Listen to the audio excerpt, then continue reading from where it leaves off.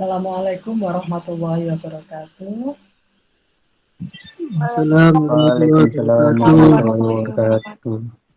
Alhamdulillah rabbil alamin, puji syukur kehadirat Allah Subhanahu wa taala. Pada pertemuan kali ini kita bisa bertemu lagi mengawali semester ganjil di tahun ajaran 2021-2022. Kita sekarang berdiskusi terkait dengan mata kuliah teori administrasi publik. Ya, capaian pembelajarnya sesuai dengan rumusan berlampiran Permendikbud Dikti nomor 44 tahun 2015. Kemudian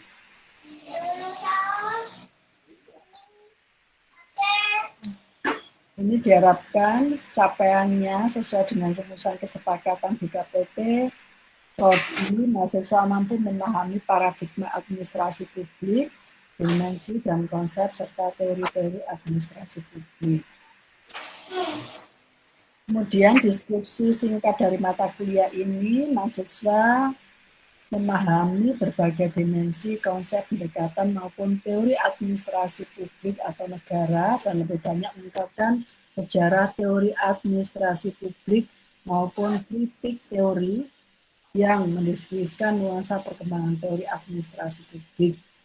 Di samping itu, mahasiswa diharapkan pula mampu menggunakan berbagai teori sebagai alat bijak untuk memahami setiap fenomena administrasi di dalam proses penyelenggaraan administrasi publik dalam konteks organisasi, konteks normatif, interpretatif, dan kritik teori. Ya, materi pembelajarannya ketika kalian di semester awal, kalian belajar tentang pengantar ilmu administrasi publik, maka di semester 3 ini kelanjutan dari pengantar ilmu administrasi publik adalah mengkaji tentang teori-teori administrasi publik yang lahir dari paradigma yang ada di administrasi publik. Ya, kalian sudah bisa mengenal bagaimana paradigma old administration, kemudian new public administration, new public management, new public service, kemudian satunya lagi apa? New public management, new public service, governance, sound governance, dan human governance. Gitu ya. Dan yang terpenting lagi, sebagaimana yang Ibu sampaikan di awal tadi, bahwa core value dari perkuliahan kita yang membedakan administrasi publik, prodi administrasi publik di Universitas Muhammadiyah dengan universitas-universitas yang lain adalah bahwa Universitas Muhammadiyah sudah berkomitmen untuk mengangkat core value nilai-nilai Islam. Maka bagaimana teori administrasi publik nanti kita kaji berdasarkan nilai-nilai Islam. Referensinya adalah yang pertama dari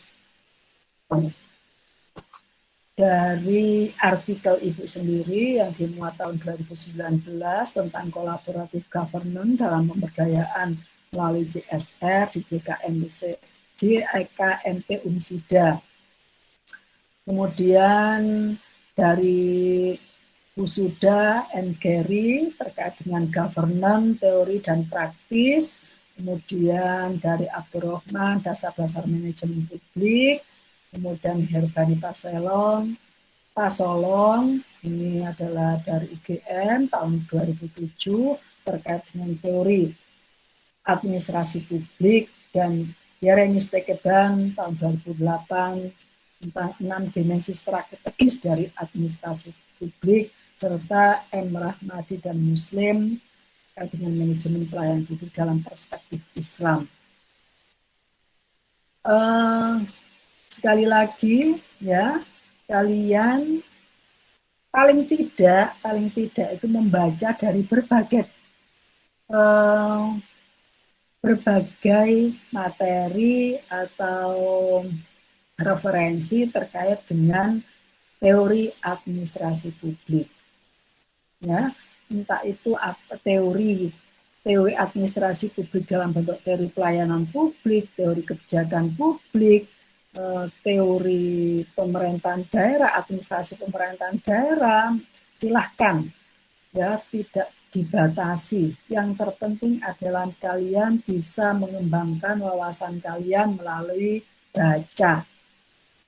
Jangan lupa itu, tanpa membaca kalian tidak akan mendapatkan informasi apa-apa. Kalaupun kalian mengandalkan bahwa kan nanti kuliah, nah, berapa persen ya perkuliahan ini kita tatap muka saja cuma kadang 1,5 jam. Kalau tatap muka daring ya, kalau tatap muka luring kita bisa sampai 2 jam, 2,5 jam. Tapi kalau untuk daring, satu SKS-nya itu senilai 30 menit. Jadi kalau 3 SKS berarti 1 jam 30 menit.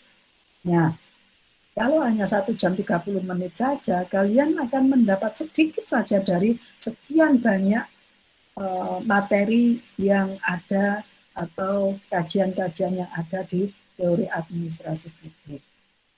Karena itu jangan pernah mengandalkan dari hanya sekedar pembahasan penjelasan dari dosen saja. Oke, ini adalah materi-materi yang akan Ibu sampaikan dari pertemuan pertama sampai dengan pertemuan ke-15. Nah, nanti kalian bisa lihat di e-learning. Mudah-mudahan awal perkuliahan kita ini menjadi titik awal untuk kebaikan kita, untuk kita selalu semangat ya, tidak loyo lagi, karena kalian sudah dinanti oleh negara, kalian sudah dinanti oleh bangsa ini untuk bisa maju melebihi kemajuan di dunia luar yang ada di sana. Ya, mudah-mudahan kita ketemu lagi minggu depan dalam kondisi yang lebih baik, kesehatan dan kekuatan serta panjang umur, bisa berkaya dan bermanfaat dan meningkatkan ketakwaan dan keimanan kita kepada Allah Subhanahu wa taala. Sukses selalu. Assalamualaikum warahmatullahi wabarakatuh.